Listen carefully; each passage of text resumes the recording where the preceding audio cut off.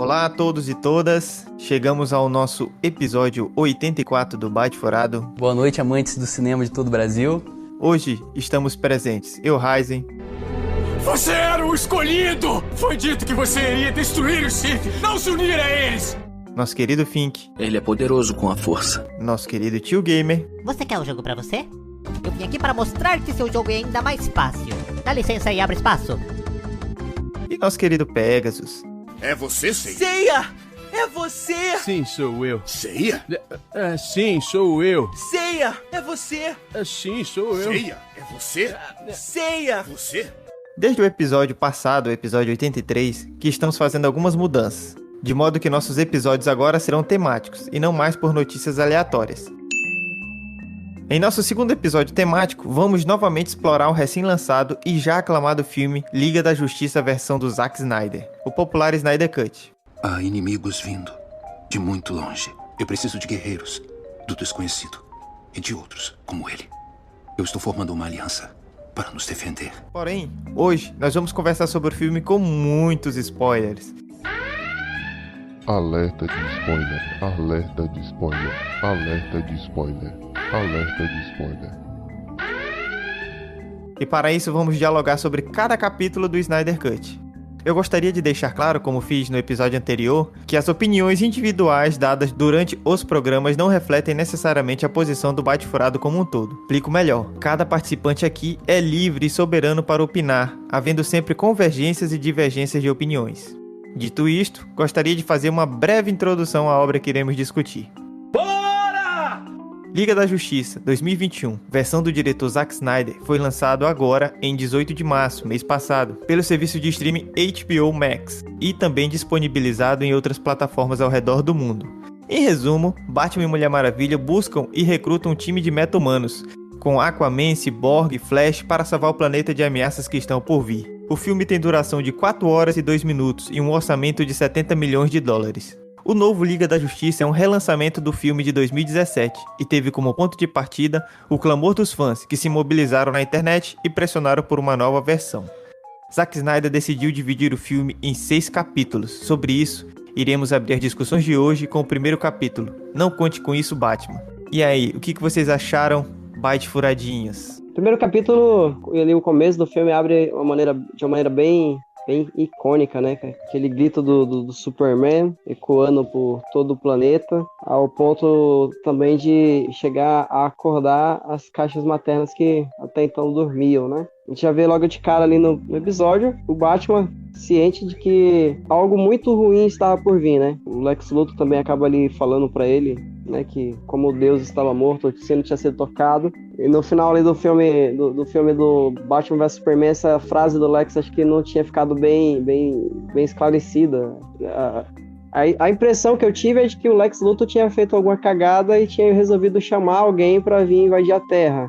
Mas agora, assistindo o Liga da Justiça na visão do diretor Zack Snyder, deu pra entender que não foi bem isso, né? Não foi bem isso que o Lex quis dizer. Não foi o Lex propriamente que chamou. Ele simplesmente descobriu, né, na nave do Zord, que as caixas maternas iriam chamar alguém, que esse alguém ia dar muito dor de cabeça se não destruir a Terra, né? Então ele falou, meu amigo, agora que o Deus morreu, não tem mais o que vocês fazer não, acabou. Caixão e vela preta. Daí a trama toda, né, a primeira parte do filme começa a partir desse enredo, né, a partir daí. E a gente tem ali o Batman querendo recrutar, digamos assim, os meta-humanos, como o filme chama, né? Aquelas pessoas ali que têm algum tipo de habilidade especial, algum tipo de poder, para poder formar um grupo para poder defender a Terra dessa possível invasão que estava ali predita por Lex Luthor e também que o Batman acaba. Daí o título da primeira parte, Não Conte Com Isso, Batman, é justamente ali depois de toda essa questão do Batman estar preocupado com a segurança da Terra, ele vai atrás do primeiro meta-humano que ele tem conhecimento, né, que é o Aquaman. E aí essa frase justamente é o Aquaman quem diz pro Batman, né? Não conte com isso, Batman. É o Aquaman que fala pra ele. E essa primeira parte, ela começa aos 9 minutos e 34 segundos, né? Não conte com isso, Batman. Pra vocês ouvintes aí que já assistiram, né? Já viram ali o filme. E pra quem não assistiu e tá querendo pegar spoiler assim mesmo, tem uma coisa bacana ali no começo que eu acho que muita gente perdeu, que é quando a Lois Lane ela sai do café, né? Ela saiu do jornal e começou a ir frequentar aquele local ali todos os dias. Ela sai do café ali, e na hora que ela sai, aos 16 minutos do filme, aparece o diretor Zack Snyder sentado na mesa lá dentro do café. Então é assim um relance, né? Mas tá o Zack Snyder sentado lá dentro. Isso não aparece no primeiro filme. E muita gente não percebeu, né? Bem lembrado. E aí, Tio Gamer, e aí, Fink? Eu achei logo de cara estranho o grito do Super-Homem, né? Porque ele grita... Como é que dá pra fazer? Ele grita assim, ó... Ah! Ah! Ah! É o eco, né? Vai ecoando. Não é um grito único, né? É um super grito dele, não machuca ninguém, né? Deve ser eletromagnético, porque ele atravessa o planeta e não machuca ninguém, né? E as caixas maternas, elas ouvem, e aí é como se elas dissessem assim, agora tá na hora. Já não bastava o kryptoniano morrer, tinha que dar um grito, né? Porque quando você quer acordar alguém, acho que um grito é válido, né? Funciona. E aí ele acordou as caixas aí com esse super grito. Será que foi um vacilo do Superman aí? Dá a impressão de que a culpa é dele, né? Mas na verdade as caixas perceberam que ele morreu e aí elas começaram a despertar, né? E o Batman tá certo aí de procurar uma galera, porque principalmente ele que não tem superpoderes, o poder dele é ser rico, né? Quando começa a vir esses alienígenas super... Galeroso, ele é galeroso. Ele é da galera. Quando começa a vir esses aliens aí super poderosos, ele fica pensando, não posso dar bala nesses caras aí que não vai acontecer nada. Então, vou montar minha galera aqui pra ter uma chance na hora da briga. Inclusive, quando ele encontra o Flash, e o Flash pergunta qual é o seu superpoder. Ele fala, eu sou rico, né? Naquela hora que ele entra naquele carrão lá, ele sai. Engraçado essa parte. Aquela Mercedes parece que é um carro que veio do futuro, né, meu amigo? Pensa num carro que eu falei, caramba, meu irmão. Nem sabia que já existia um trem desse. O superpoder dele é dinheiro infinito, né? Qual é o seu superpoder mesmo? Eu sou rico. Eu acho que essa primeira parte, ela tem essa questão, né, do Batman não conseguir ali convencer o Aquaman.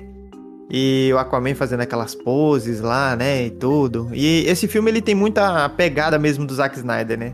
Esse filme é um filme do Zack Snyder. Realmente ele falou assim, esse é um filme meu mesmo. Todo mundo não precisa nem dizer, não precisa nem ler que eu tô lá no filme, não precisa nem ver que eu tô lá no filme, porque vão saber, porque ele colocou muita identidade dele ali, com muita câmera lenta, a questão das cores, da paleta de cores mais escuras, né?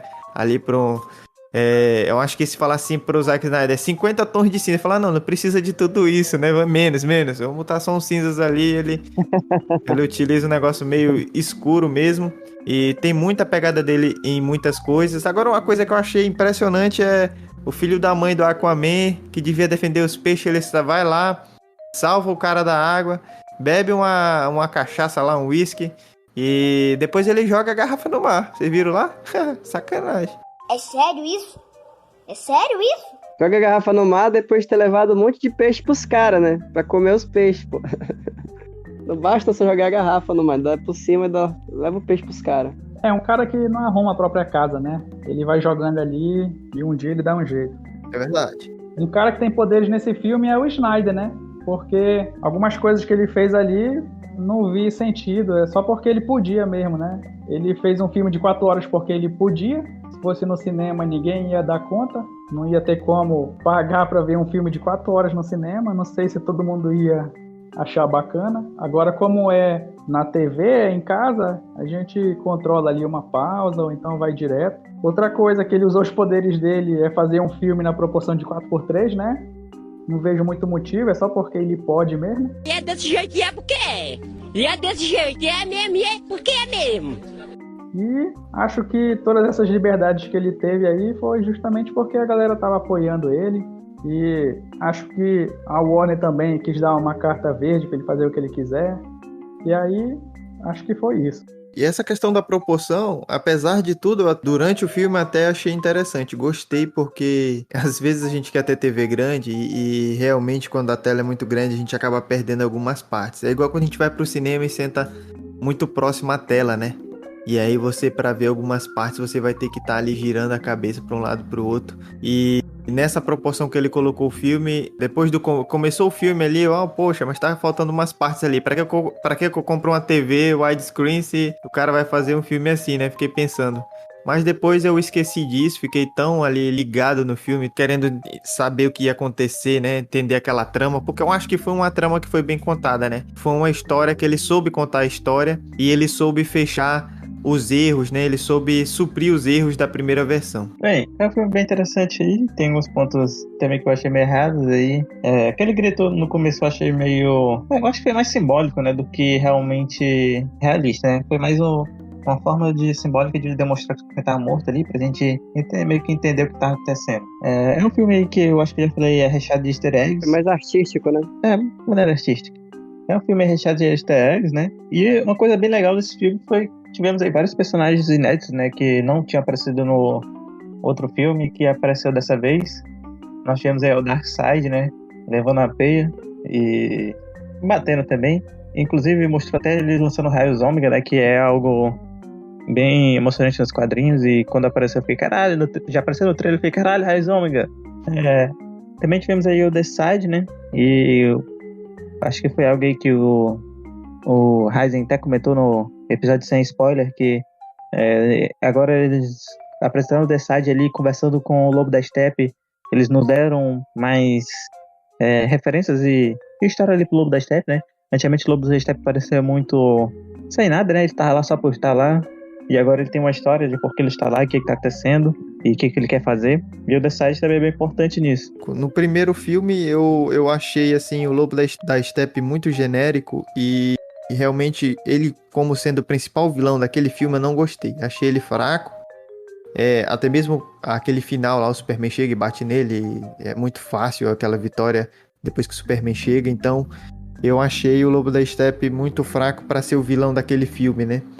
E ele sendo muito genérico, não tendo uma história boa, então por isso que realmente... E inclusive a própria roupa dele, né? A própria forma do Lobo da Steppe melhorou muito nesse segundo filme aí com a direção do Zack Snyder. Realmente eu também acho que melhorou muito, cara. A diferença é gritante. Antigamente ele parecia não sei dizer o que ele parecia. Ele era muito escrotinho, né? Aí depois ele se tornou um vilãozão mesmo, assim, Foi basicamente a armadura do Tony Stark no Homem de Ferro 1, comparando com a armadura do Tony Stark no Ultimato. Outro nível de armadura, né? A armadura do Lobo da Steppe parecia feita de partículas quânticas, cara. Tinha vida aquela porra daquela armadura. Muito, muito mito aquela armadura dele. Eu tava falando daquela armadura do Homem de Ferro, a primeira que ele faz lá, que é feita com sucata. Porque aí tem uma comparação válida até. Basicamente, aquela que ele usa de sucata lá. O primeiro Lobo da Steppe tá com aquela armadura. Né? Olha, tu tá cometendo aqui um ato profano, né, cara? Fazendo a comparação aí que... Olha, você vai ser punido aqui, você vai ser punido. É outro universo isso aí, cara. Mas é verdade, mudou da água pro vinho. O Lobo da Steppe melhorou bastante o visual dele. Ficou muito bom e a personalidade dele, a motivação dele, né?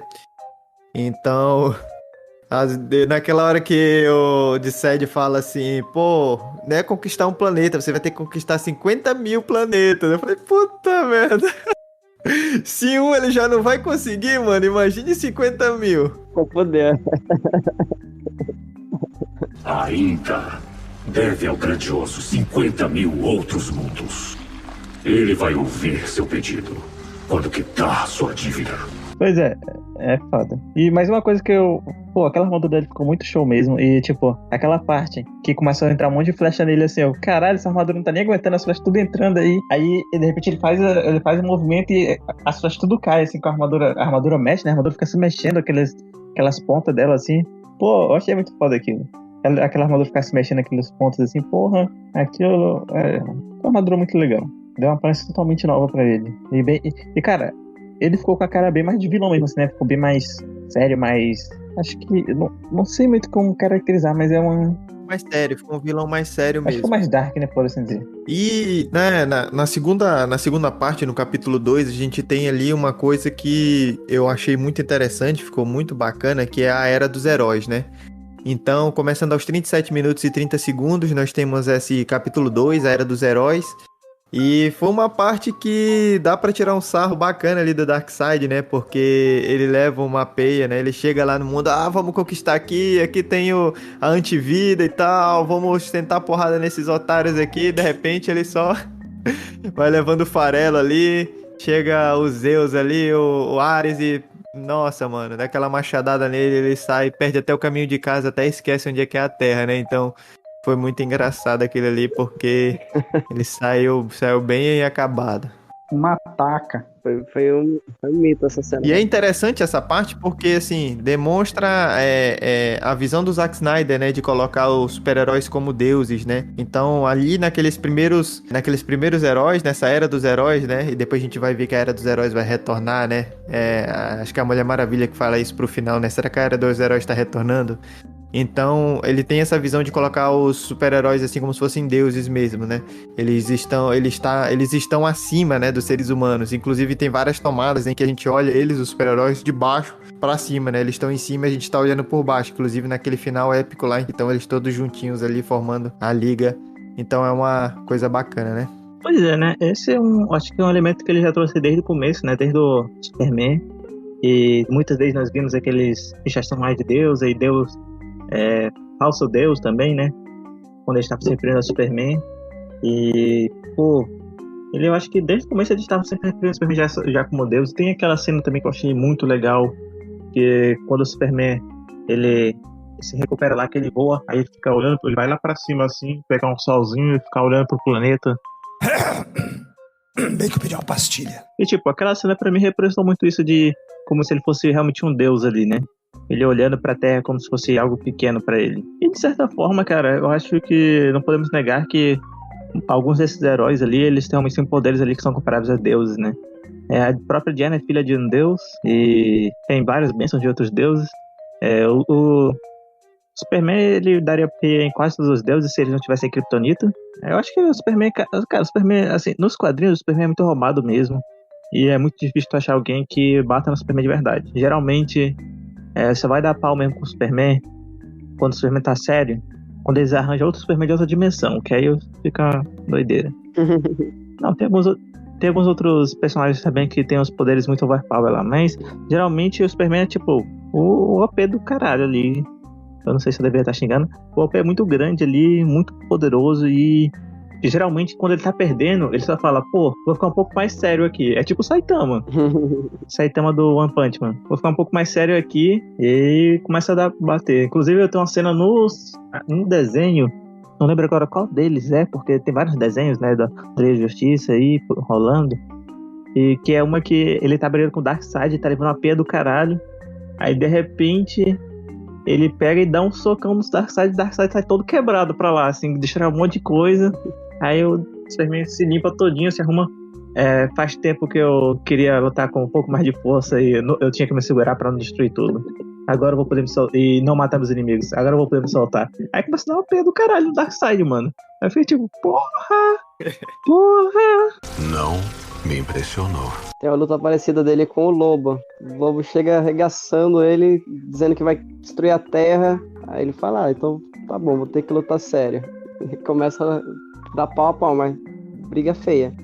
Tem uma versão, se não tô enganado, que acho que parece que o Lobo quase mata o Superman. Com essa arrumação dele não querer lutar de verdade. Com esse código de honra que ele tem, né? De não matar adversário. Uma coisa que eu achei bem estranha, inclusive, foi eles terem decepado a cabeça do Lobo da Steppe. Eu falei, caralho, foda. É o que eu queria que acontecesse. Falei, top. Mas depois eu fiquei pensando, mas peraí. Mas em lugar nenhum eles nunca fizeram isso, assim, nem o Superman, não lembro de nenhum episódio da Mulher Maravilha matando ninguém da Liga da Justiça, não lembro deles ter matado alguém assim. E do nada, um lá decepa a cabeça do Lobo da Steppe, eu falei, caramba, como assim? Superman não faz isso, cara, nunca fez. Achei muito estranho isso no filme. Estranho e ao mesmo tempo bacana, sabe? Assim, Pegas, eu concordo muito contigo nisso daí, porque, na verdade, em desenhos, principalmente, nos quadrinhos também, quando eles estão enfrentando alienígenas, mano, eles matam muito, cara. Tipo, geralmente eles não matam terráqueos, mas aí tem algumas raças alienígenas também que eles ficam mais na porrada, mas tem muitas raças, assim, que quando eles vão enfrentar, eles acabam matando. Então...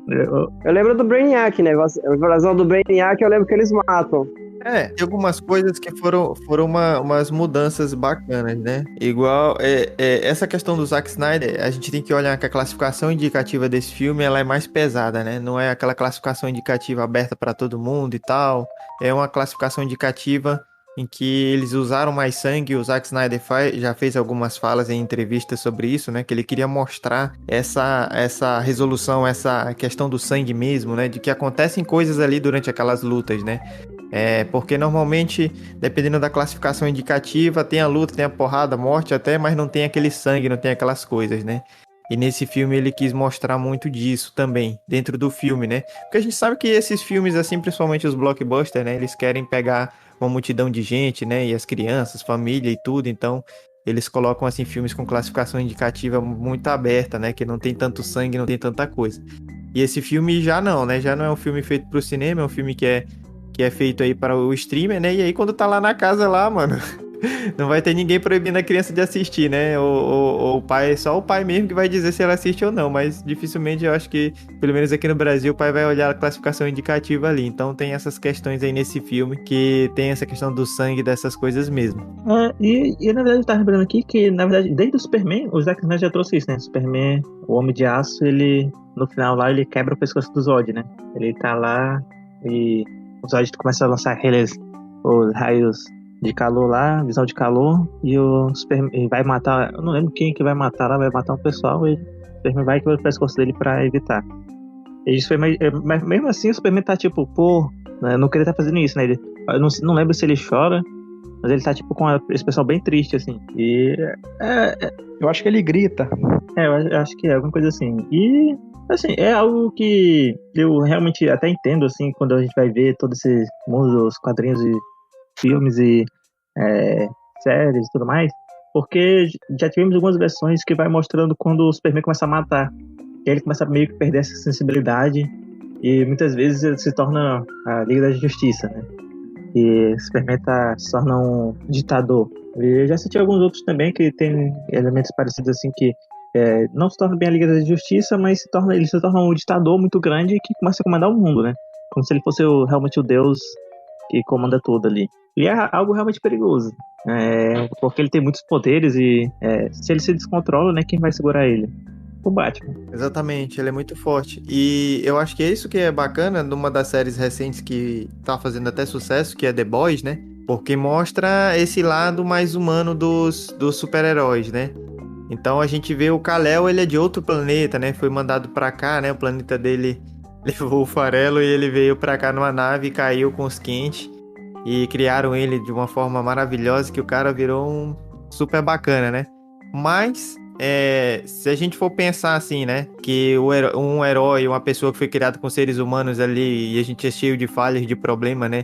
Ele poderia ter sido mais problemático, né? Então, como é que faz pra deter ele, né? Só o Batman e a Kryptonita Zona lá. Cara, isso me lembrou do Brightburn, que tem o Superboyzinho lá que é meio encapetado, né?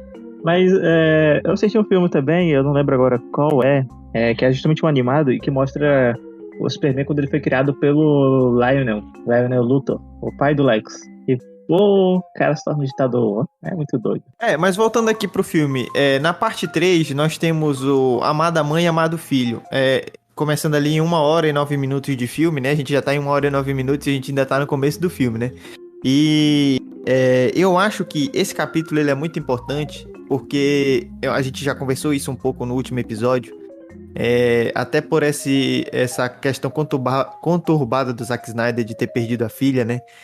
Se vocês perceberem, todos os personagens, eles têm questões que envolvem algum problema, alguma marca, alguma coisa dentro da família, né? Então todos têm algum relacionamento problemático, alguma morte, algum problema, alguma coisa que envolve essas relações familiares, né? E eu acho que esse capítulo ele é interessante para a gente perceber isso, né? Amada mãe, amado filho. Então, tem várias coisas ali. E eu acho que também ali adentra no próximo capítulo, que é a máquina de mudanças, né? Também envolve um pouco dessa trama. Mas eu acho que é uma coisa que vai permear todo o filme, essa questão das tramas familiares, dos problemas familiares, de alguma perda, né? Irreparável. E todos os heróis ali, praticamente, né? Eles têm algum problema. Até a Mulher Maravilha, que estaria mais tranquila, digamos assim, né? Que já teve o filme dela, que ela meio que se libertou ali do amante dela. Mas o Lobo da Steppe fala que pegou a mãe dela lá, que matou a mãe dela e tal. Então ela não tem a comunicação, ela não sabe o que realmente aconteceu, né? Se ela tá bem ou não e tal. Então tem essas questões aí. O que vocês acham aí? Pois é, Raizer. Inclusive, acho que eu até comentei com isso quando eu estava assistindo, né? Que eu até falei que, pô, isso ali parece a sociedade das pessoas que perderam as mães ali. Porque todos eles, tirando a Diana, claro. Mas pra ela tava meio em dúvida até, né? Mas, tipo, pra todos os outros, eles tinham perdido a mãe. Alguns deles perderam a mãe e o pai, mas não tinha tirando a Diana, todos eles tinham perdido a mãe, com certeza. O Flash, a mãe dele tinha morrido quando jovem, o Batman tinha perdido o pai e a mãe quando jovem. O Cyborg teve a mãe que morreu num acidente meio que recente, né? A gente não sabe direito quanto tempo tinha se passado ali, pelo menos eu não sei se vocês sabem.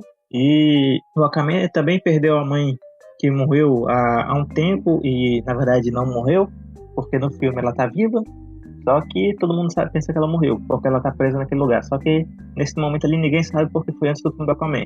E ele, além de ele ter pensado que a mãe dele tinha morrido, ele não conhecia a mãe dele desde bebê, porque a mãe dele tinha abandonado eles lá pra manter eles em segurança. Então, tipo, todos eles, tirando a Diana, realmente perderam a mãe. Eu acredito que a Diana não achava que a mãe dela tinha morrido, porque na hora que o Lobo da Steppe fala isso pra ela, ela fala, não, é mentira. E também ela deve ter pensado, eu imagino né? O filme não deixa isso claro. Mas ela deve ter pensado, pô, quem que jogou a flecha lá no Templo das Amazonas se não tivesse sido a mãe dela, né? Poderia ter sido uma outra Amazona? Poderia.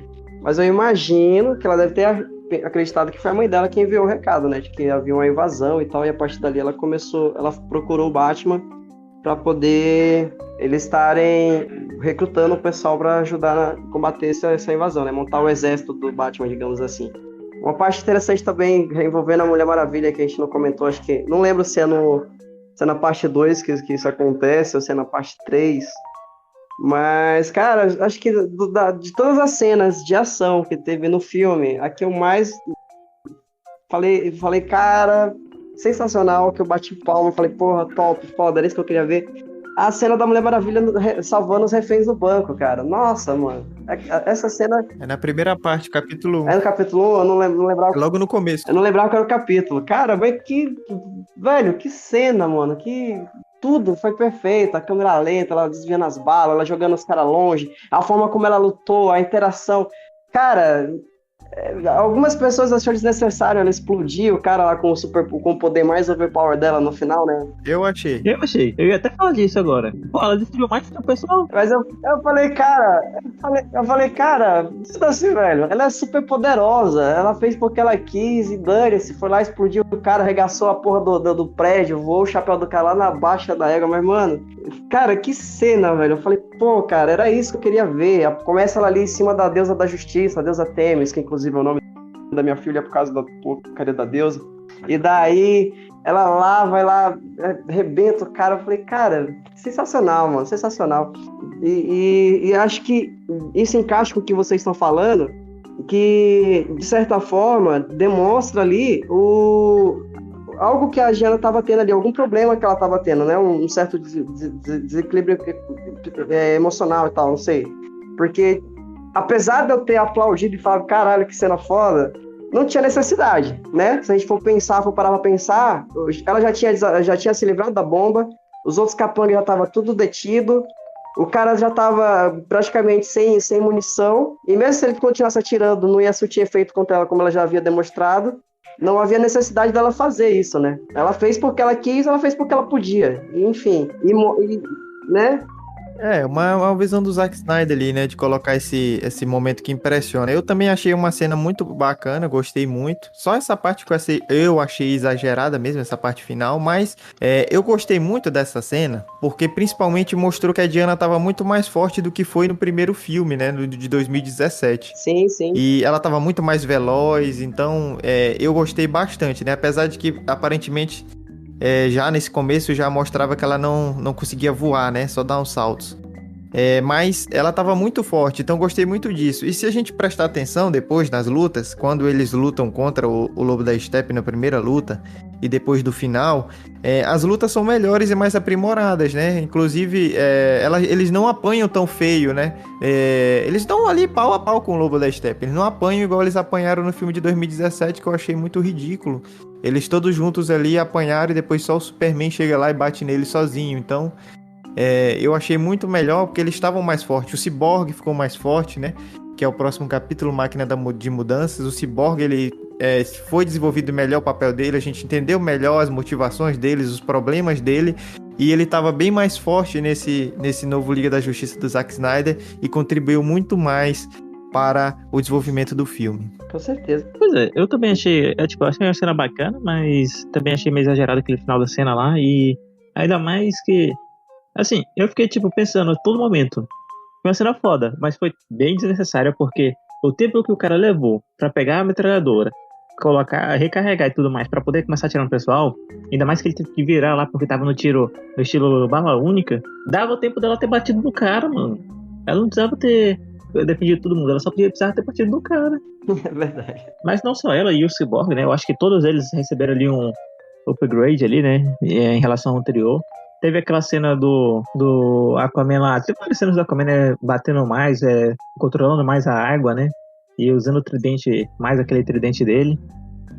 O Cyborg teve ele mostrando, aprendendo a usar um pouco mais seus poderes e fazer as coisas lá, e controlar os mecanismos. Pô, aquela cena que mostra... Eu acho que já temos aí pro Máquina de Mudança, né?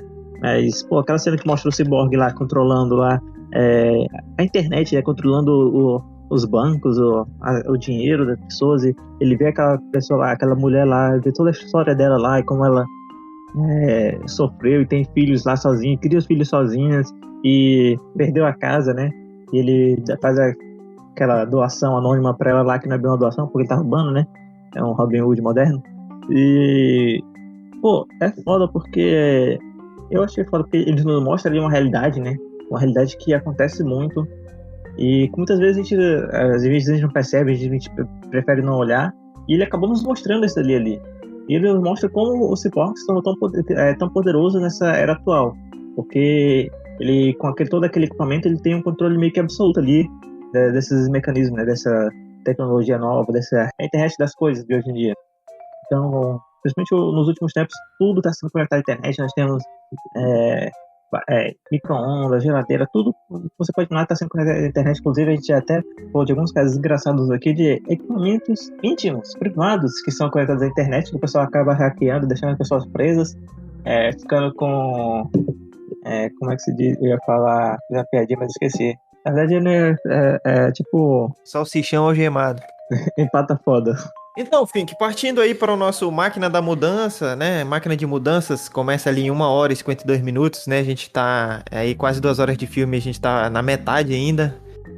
Nós temos algumas coisas interessantes, né? E eu acho que esse desenvolvimento do Cyborg, ele foi muito bacana, né? Foi bem mais representativo, né? Foi bem melhor a gente conhecer mais a história dele. Ele teve muito mais função ali dentro do filme. E um que a gente não falou também, mas que também veio com os poderes bem melhorados, que a gente conseguiu ver mais coisa, que a gente conseguiu sentir melhor, que não fez tanta piada desnecessária, mas foram piadas mais pontuais e que foram mais acertadas, foi o Flash, né? Então a gente já estava esperando aí bastante do Flash. E dessa vez eu acho que ele veio realmente de uma maneira acertada, mostrou muita coisa pra gente, inclusive no final, né, aquela questão de voltar no tempo foi magnífica, né, ele já tinha voltado um pouco no tempo ali na hora de ressuscitar o Superman, e no final ele faz aquele plot twist, né, que todo mundo ia morrer ali, ele consegue voltar no tempo e refazer o negócio, então é muito bacana, gostei mesmo, é um ponto alto do filme aquele ali, muito bom mesmo, a fala dele, né, falando pro pai dele que ele quer estar entre os melhores. Então teve esses melhoramentos, né? E no capítulo 5 a gente tem todos os cavalos do rei, que é a hora que junta todo mundo ali. E quando junta esses personagens que estão mais fortes, né? E eles estão menos brigões ali, digamos assim, estão mais conscientes da necessidade da união deles, eu acho que forma um time mais coeso, um time mais bonito, um time mais dinâmico, um time que realmente é um time, né? Não é só uma união daquelas pessoas que estão ali que precisam enfrentar alguém, mas eles estão entendendo, conversando, dialogando. Então, na união de todos os cavalos do rei ali, eu acho que foi muito mais bacana do que o primeiro filme. O que vocês acham? Precisamos de você. E talvez você precise de nós. Raizen, acho que quem falaste aí, assim, pra mim, uma das cenas preferidas aí, algumas cenas preferidas envolveram o Flash. Eu achei os efeitos e tudo mais, e todos aqueles elementos, quando tem aquela aceleração do Flash muito legal. Pô, aquela cena dele, logo no começo. Eu acho que é a primeira cena dele que aparece, né? Que ele tá tentando conseguir um emprego e acontece aquele acidente. E ele vai atravessando o espelho, assim. Pô, aquela cena é muito legal. Maravilhoso! É uma cena, assim, que... Cara, assim, eu acho que pra quem conhece física, aquela cena é muito top, cara. Cara, o vírus se deformando, assim, depois quebrando todos aqueles elementos. Nossa, aquilo foi maravilhoso. E uma coisa bem interessante também de se ligar nessa cena é que quando ele está indo lá salvar, na verdade, quando tá tendo aquele acidente, tá passando um caminhão que carrega o nome de Gardner Fox. Gardner Fox é justamente o quadrinista original, criador do Flash original, ou seja, o Jay Garrick. Ele foi o primeiro quadrinista a criar um Flash, né? Que foi o Jay Garrick. E embora ele não tenha sido criador do Barry Allen, que é o Flash no momento lá, ele é o que criou o Flash, né? O primeiro Flash. Então, todo esse elemento de velocista que após ter um acidente químico e ganha essa força da aceleração, né? Foi criado por ele. Então, eu acho que é uma referência bem legal para eles colocar aí e relembrar, né? Um pouco dessas pessoas que criaram esses universos. Caramba, tomara que todo mundo esteja bem. Viu? Para situações complicadas, trabalhando com cachorro, eu sempre trago uma carninha. Assim eles ficam tranquilos. Porque nunca se sabe o que vai acontecer na cidade, né? Fala sério, né? Além dessa cena, aquela cena também do Flash voltando um pouquinho no tempo da caixa. Pô, aquela cena é muito legal. Justamente fala muito de algo da física, que a gente fala que se a gente superar a velocidade da luz, a gente começaria a voltar no tempo. E, pô, aquilo eu achei muito top. Mais top que aquilo, só o Gary, né? Que conseguiu acertar o Flash em alta velocidade. A cagada do ano, aquela ali. É o cara que tem a pontaria melhor que... Arqueiro Verde. Arqueiro Verde, isso. O cara tem a mira melhor que a do Arqueiro Verde, né? Oliver Queen. E, rapaz, quando a gente viu ali o Amada Mãe e Amado Filho, eu pensei que era finalmente o momento que eles iam ressuscitar o Superman, né? Que eu falei, pô, vai ter aquele momento bonitinho do Superman com a mãe dele. Mas não, era o que estava escrito na lápide da mãe do Cyborg e na lápide do próprio Cyborg, né? Ele foi lá olhar e revelou pra gente essa frase escrita lá.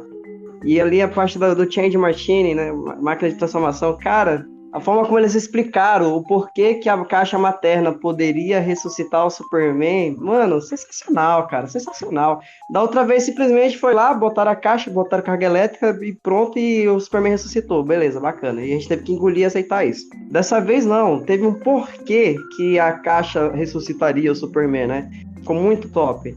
E daí, finalmente, vai lá o Older King Ross, todos os cavalos do rei, e aí todo mundo junto, o Superman ressuscita e mete a peia, meu amigo, mete a peia. Pensa na peia bem dada, igual o nosso querido Thomas fala, peia pra dois, eles levaram sozinho. Daí mete a peia no pessoal, chega a Lois Lane, e aí o cara calma. E aí todo mundo, tá, mas o que aconteceu? O que aconteceu? E aí o Zack Snyder foi lá e explicou pra gente, né? O Superman, supostamente, segundo o Zack Snyder, né? Viu que a Lois estava grávida. E aí depois do filme ficou aquela bagunça, tá? É do Superman, é do Batman, de quem que é o filho da Lois? Foi longe, mano. E aí a gente vai evoluindo na história e não foi respondido. E acho que poucas pessoas perceberam que quando a Lois Lane abre a gaveta, tem um teste de gravidez dentro. A minha esposa viu. Não sei se mais alguém viu, se vocês viram ou não. Essa questão aí do teste de gravidez, né? O Zack Snyder confirmou que ela tá grávida e que esse filho deles... E aí a gente tem que ver, né? Porque assim, aparentemente não sairão novos filmes, né? Mas a gente ainda não sabe, tudo é provável nesse quesito aí, se der dinheiro, os fãs vão pedir, etc. Mas tá, por enquanto a gente sabe que não vai existir novo filme. O Zack Snyder tá falando um monte de coisa aí. Ele falou que esse filho do Superman com a Lois Lane não vai ter poderes, mas vai ser o novo Batman, né? Então quando o Batman se aposentar, esse filho da Lois e do Clark aí vai ser o novo Batman. Então não vai ter poderes, mas vai ser o novo Batman, vai suceder o Batman. Então ele tem uma série de visões ali, já tem na cabeça dele algumas tramas e eu acho que até seria interessante aí essa visão dele, né? Inclusive vão ficar bem amigos ali, vão chamar o Bruce Wayne de tio, né? O tio Wayne. Seria mais ou menos aí o sucessor do Batman, segundo aí a visão do Zack aí em algumas entrevistas. Pois algo nessa cena ali, que tem nessas cenas ali que eu achei muito legal e que, na verdade, apareceu em alguns capítulos anteriores, é justamente o bracelete do Batman, que foi inspirado totalmente no bracelete da Mulher Maravilha, é claro. E que ele tem capacidade de dissipar a energia, né? Pô, aquele bracelete foi top e nos deu ali umas coisas muito legais, né? Porque aquela cena do Superman lançando raio de calor e o Batman defendendo e depois explodindo e depois o Superman olhando pra ele com os olhinhos de vermelhinhos, porra, aquilo foi foda pra caralho.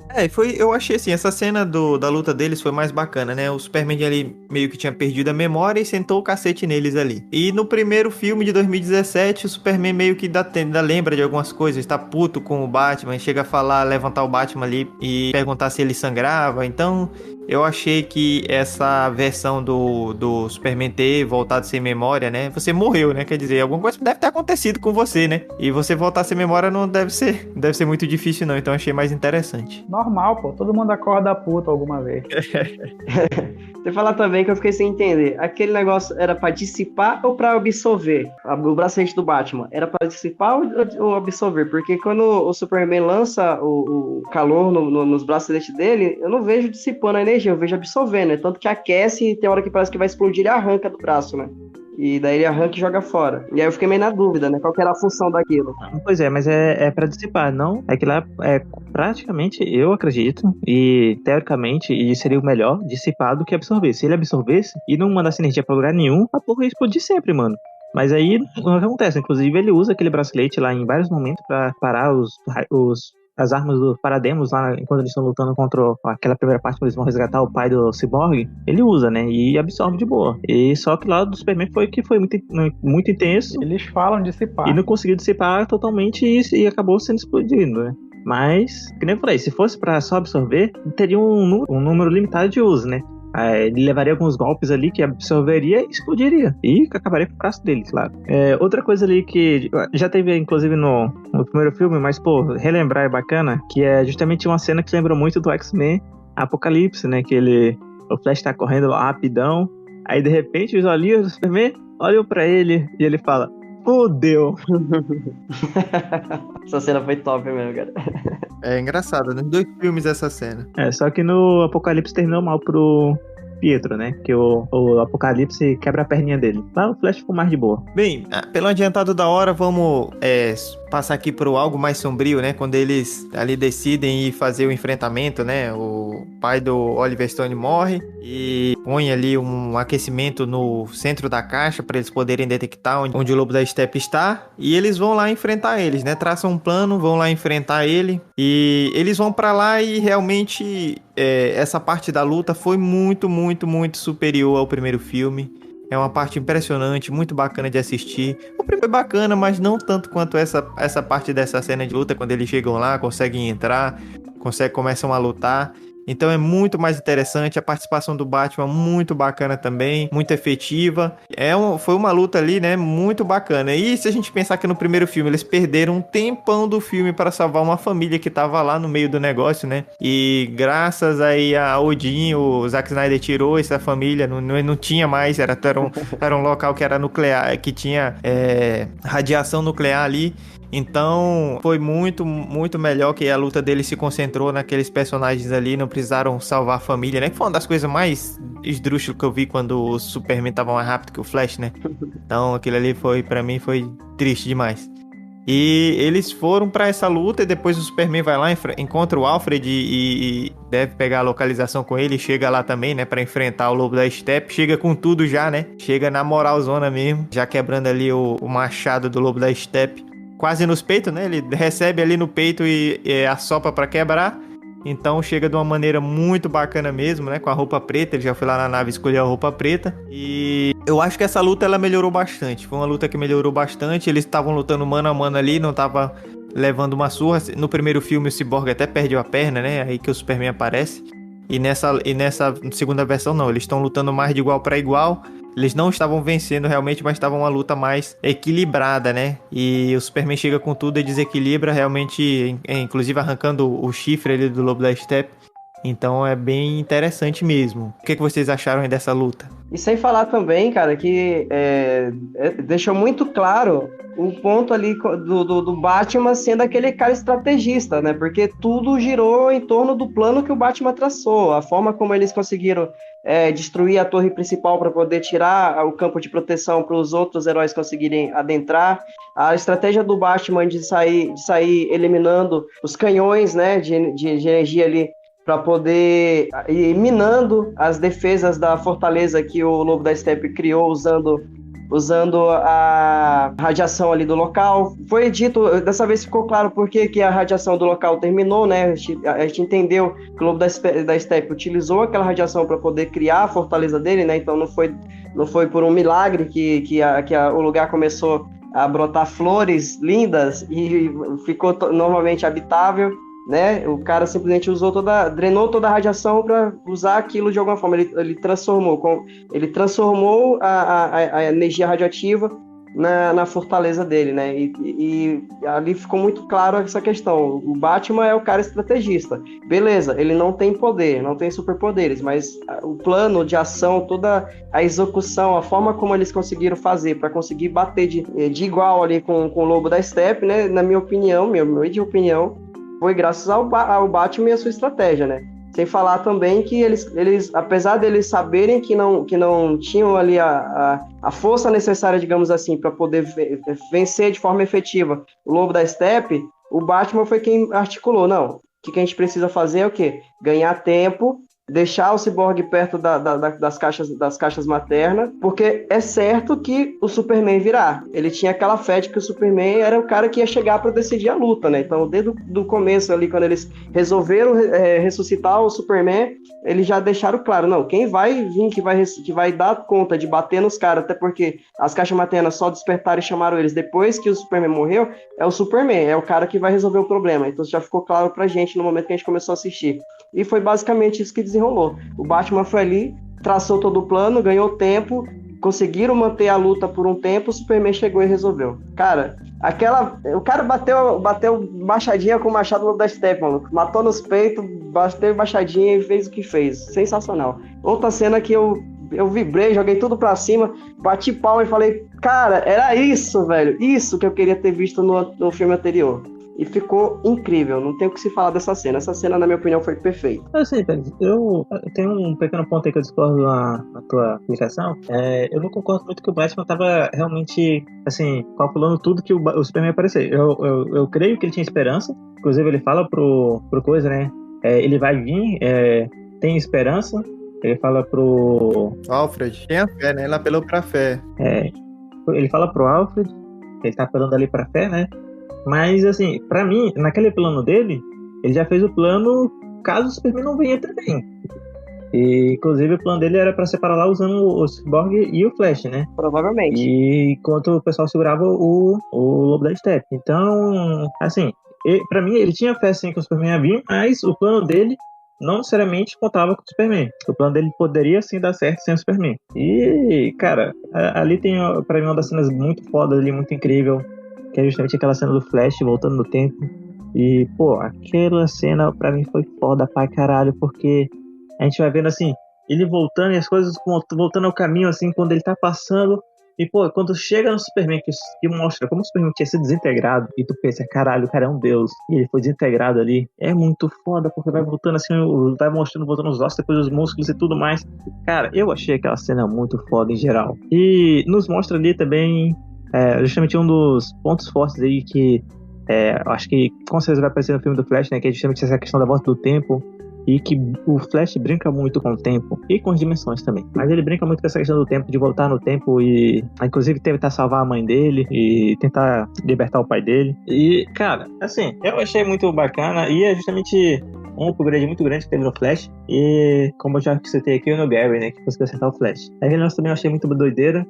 E eu acho que, de certa forma, aquele negócio do Parademon acertando o Flash nos Acho que até uma brincadeira assim com os outros, né? Porque geralmente, quando tem coisas assim, os caras sempre erram, né? São os Stormtroopers da vida que sempre erram ali. E lá o cara acertou. Eu achei até legal. Foi triste, mas foi legal. Acho que bastava mais uns 2 atiradores, que fossem 3 ali em direções diferentes, aí já dava uma credibilidade maior. A cena do Flash, ela é top mesmo. Acho que nesse momento o Super-Homem não viu o Flash, né?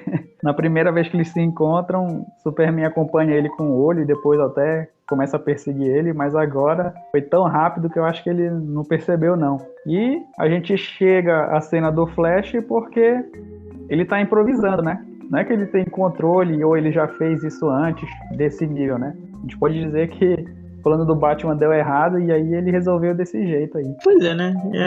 É algo bem doideira, porque ele, em vários momentos do filme, ele fala, né, que algo que ele vai contra é não acelerar a velocidade da luz, acima da velocidade da luz, porque as leis da física começam a ficar muito loucas. E realmente, quando você está trabalhando na velocidade da luz, ainda mais acima, que a gente não tem muito o que saber delas, e as coisas ficam muito loucas. É tipo um formiga se encolhendo ao tamanho do muito pequeno lá. Que lá, né, o mundo físico lá é totalmente diferente. Cara, é bem interessante, é algo que a gente vai aprender muito aí se sair o filme do Flash. É interessante também, cara, que eu não sei o que acontece. O Flash, o velocista mais rápido da DC, mas toda hora ele é atingido, cara. Eu perdi as contas de quantas vezes ele machucou a perna, levou um tiro na barriga. Eu não lembro se foi 2 ou se foi 3 vezes que isso acontece no decorrer do filme. Ele toda hora sendo atingido, cara. O cara anda mais rápido que a bala, pô. A Mulher Maravilha desviou de todas as balas da metralhadora, mas o Flash toda hora leva um tiro. Eu não sei o que tá acontecendo com ele, cara. Não presta atenção, pô. É pra mostrar que ele ainda é um herói iniciante, e aí tem todo esse amadorismo. Foi porque o roteirista quis. Eu não entendi esse negócio do Flash ser atingido toda hora durante o filme, cara. Cara, tem tanto esse negócio do amadorismo, tanto é que tem aquela cena que ele tropeça lá, né? E tem aquela cena que ele cai em cima do Aquaman. Teve algumas cenas assim que mostram como ele tá aprendendo, como ele ainda tá aprendendo a se utilizar ainda mais de altas velocidades acima do que ele anda normalmente. Mas também tem ali um raciocínio do Parademo. Se tu olhar lá naquela cena, o Parademo ele para e começa a pensar ali, ele olha e ele vê que o Flash tá correndo muito rápido, e ele não tá vendo direito o que tá acontecendo ali. Então ele tá indo tão rápido ali, naquela mesma zona ali, que qualquer coisa que passa naquele momento, naquele local, no exato, ele vai acertar ele com certeza, porque ele tá passando lá muito rápido. Ou seja, em menos de um segundo, ele tá passando lá várias vezes. Ou seja, um tiro que vai naquele local acerta ele, porque ele que vai colidir com o tiro. Em vez do tiro colidir com ele vai acabar colidindo com o tiro, porque é um objeto que está passando naquele local enquanto ele está passando lá várias vezes. Indo para as nossas conclusões aí, nós terminamos os capítulos, né? O capítulo 6 é algo mais sombrio, começando ali em 2 horas e 53 minutos, e o filme ele termina com alguns epílogos ali, né? Então o epílogo ele começa aos 3 horas e 34 minutos e tem o nome de pai 2 vezes, né? Então a gente vai ver que isso tem de novo, né, relação com o Cyborg, né? Que é a fala que o pai dele deixa gravada no gravador ali de voz, que ele reconstrói depois de ter quebrado, e o pai dele fala que é pai dele 2 vezes, né? Porque é o pai dele biológico, mas também foi depois da quase morte dele ali, foi ele que recriou a partir das caixas maternas, então ele era pai dele 2 vezes, né? É bem emocionante essa parte, né? A fala do pai dele é bonita ali, bem emocionante também, e a gente tem alguns epílogos de encerramento ali, né? Uma história nova que se abre, né? Com a ideia ali do Lex Luthor que fugiu do Arkham, do Asilo Arkham, e tá combinando lá pra matar o Batman. E ali no final do filme nós temos também a questão da casa do Superman, né? Lá, o rancho quente que o banco tinha pegado, e o Bruce Wayne fala que comprou o banco todo, né? E ali tem uma questão que o Zack Snyder falou também, que quando o Batman dá os parabéns ali pro Clark no final, é sobre a gravidez da Lois Lane. E aí nesse finalzinho a gente tem uma parte que é justamente aquele do futuro apocalíptico, né? Que o Bruce Wayne tem um pesadelo ali, depois aparece o Caçador de Marte.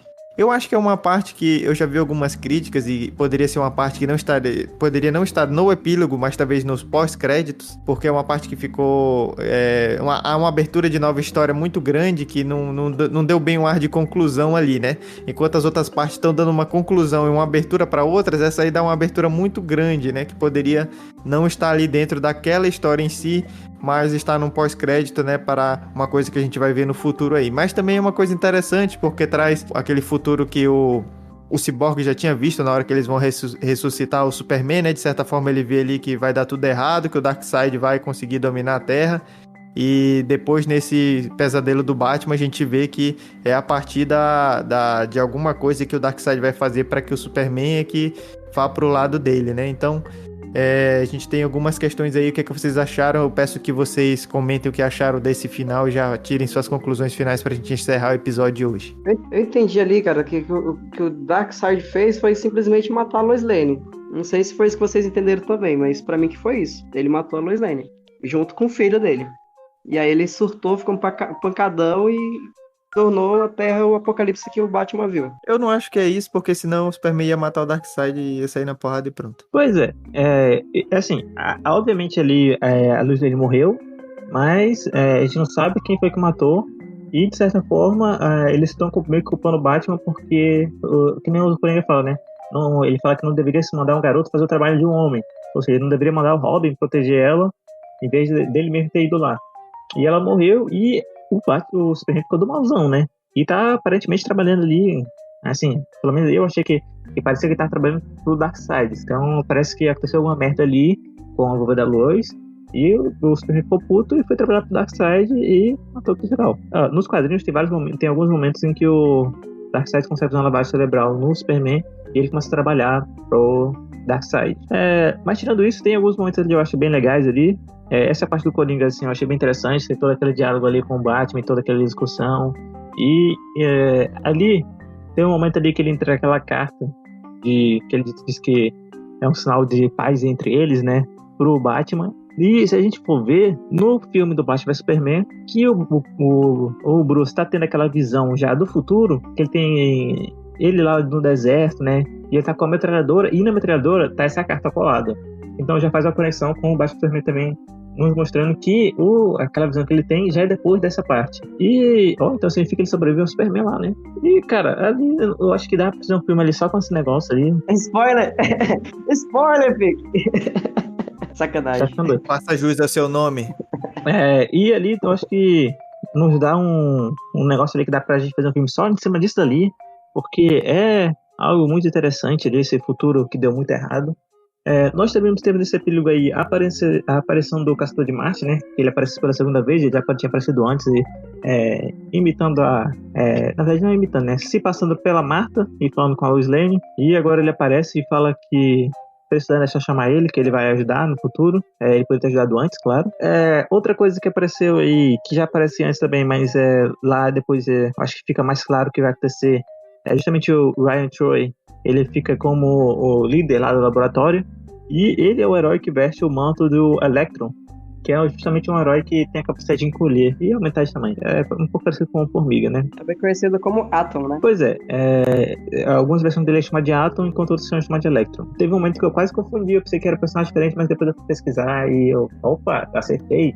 São bem personagens, só com um nome diferente. E, além disso, nós também temos um extra bem rapidinho, que foi a Vovó Bondade aparecendo lá junto com o Darkseid, né? E a gente sabe que a Vovó Bondade é uma vilã bem reconhecida no mundo do DC, e ela faz muitas merdas aí no futuro. Eu acho também um ponto alto aí do epílogo foi o momento em que o Batman aparece lá no salão, onde eu acredito que provavelmente será o salão da Liga da Justiça, né?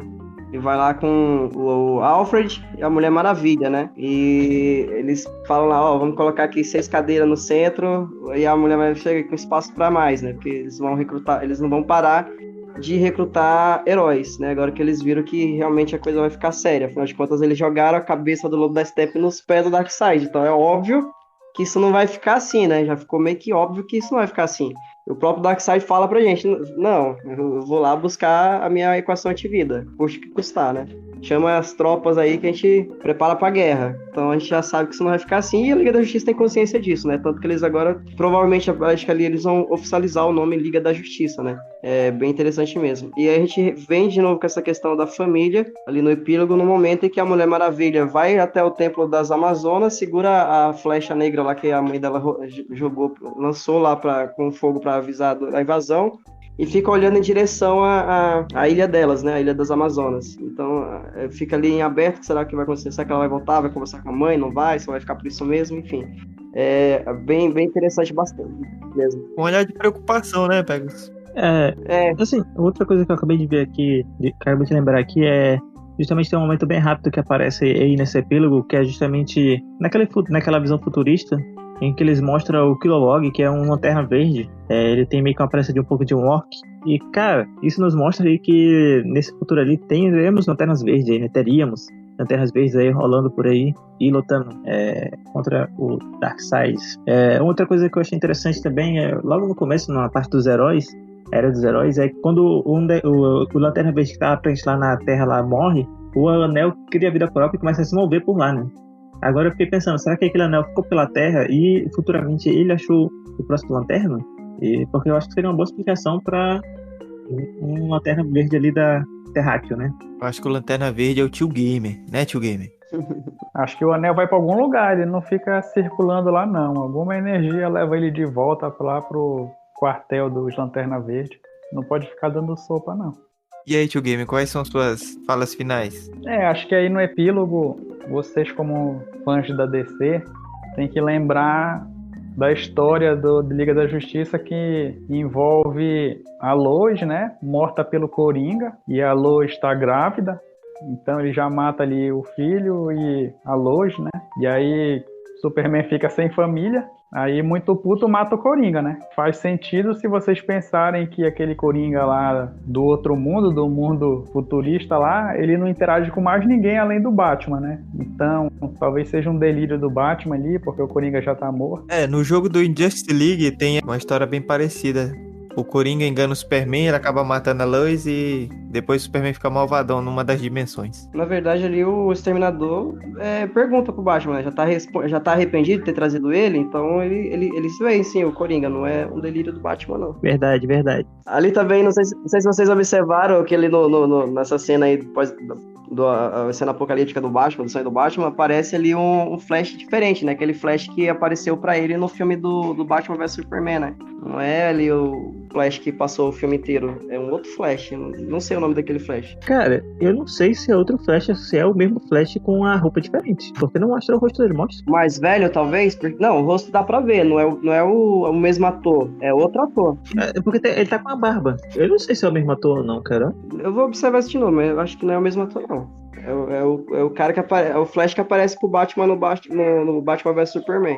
Que vai lá e fala pra ele, a Lois Lane é a chave. É aquele Flash lá que aparece no sonho do Superman, no Apocalipse. Acho que não é o mesmo Flash, porque o Coringa pergunta pro Batman quantos mundos ele vai estragar a linha do tempo, né? Então, são 2 mundos, são 2 Flash. Mas pode ter sido o próprio Flash que estragou a parada, meu irmão. Pode ser, o Flashpoint já ali deixando o gancho, né? Uma coisa também muito legal que a gente precisa lembrar aí nesse epílogo é o Cyborg se aceitando, né? Aquela cena onde ele vai lá no túmulo do pai e da mãe e tira completamente a roupa e sai ali simplesmente com o que ele é, a máquina que ele se tornou, né? Ele não mais usa roupa pra esconder o fato dele ser um ciborgue. Ele simplesmente tira totalmente a roupa e sai voando ali só com as peças de fora. Eu achei essa cena também bem interessante. Tu acha que ele se aceitou ali? Eu acredito que ele se aceitou ali naquele momento. E não dentro da caixa materna? Não, eu acredito que ele se aceitou ali. Naquele momento que ele visitou o túmulo dos pais, tirou a roupa não, agora eu sou o ciborgue. E tava ali só com as peças de fora. Eu acredito que aquele ali foi o momento que ele refletiu, pensou tudo que aconteceu e se aceitou como ciborgue. Eu acredito que foi naquele momento. Pode ser que, lógico, né? Teve... É lógico, teve toda a construção do personagem que foi sensacional. Começou ali, né, na amado mãe, amado filho, e teve aquela questão dele na caixa materna, quando ele vê os pais, a caixa materna tenta lubridiar ele, né, digamos assim. E aí culminou com esse momento, né? O momento quando ele vai nos túmulos dos pais e se aceita. Eu acho que foi toda... A narrativa do Cyborg, na minha opinião, desse filme foi a melhor contada. Foi muito bem elaborada, né? Teve todo ali aquele começo conturbado e chegou na aceitação dele. Então eu acho que é isso. Tem muita coisa ainda pra falar. É um filme de 4 horas. Tem muitos detalhes que a gente não explorou. Mas você, ouvinte, que está aí nos escutando até esse momento, né? Se você acha que a gente deveria ter falado mais alguma coisa ou faltou mais alguma coisa, vamos discutir lá nas redes sociais. Estamos abertos para essa discussão. Também você pode mandar e-mail para a gente, bytefurado@gmail.com. Este foi o nosso episódio 84, um episódio que a gente tentou aí discutir, aprofundar, falar mais sobre o Snyder Cut, né? Esse filme que saiu agora em 2021. É uma versão melhorada, digamos assim, uma versão do diretor Zack Snyder de um filme de 2017 que não deu muito certo. Eu acho que não daria realmente para a gente discutir todos os pontos e nós iríamos nos alongar demais. Mas acho que a gente discutiu muita coisa boa, falamos muita coisa bacana do filme, deu para relembrar muita coisa. Eu queria deixar só uma curiosidade aqui para vocês, que é título de encerramento, que a gente teve muitas câmeras lentas durante o filme, né? Que é uma pegada que o Zack Snyder gosta bastante. Só que, em certo ponto, eu achei que foram muito, que não precisava de tanto. Porque é uma coisa bacana, realmente, tem umas cenas que são muito bacanas, né? Aquela cena do Flash, que é engraçada também, né? Porque o Flash é o mais rápido, mas sempre usava a câmera lenta, que ele fica de uma maneira bastante devagar ali.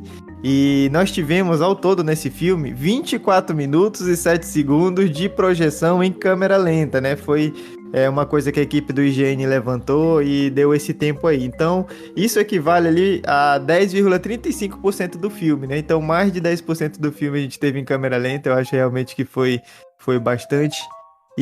Mas é um filme que nos agradou. Se você não ouviu o episódio 83, vá lá ouvir, que a gente deu nota pro filme, a gente falou também sobre várias impressões sem spoiler, e é um episódio que tá bacana também. E eu acho que é isso. Espero que vocês tenham gostado desse nosso episódio. Espero que concordem com a gente, mas se discordarem, tudo bem. Vão lá nas redes sociais e podem conversar conosco. Tchau, tchau, Wakanda Forever. Até o próximo episódio. Valeu! Falou! Desculpa aí pela brincadeira, piada sem graça. Então você é rápido. Tem câmera lenta, tio Gamer. Essa referência eu peguei depois. Vivemos a sociedade, bye bye. Oh, oh.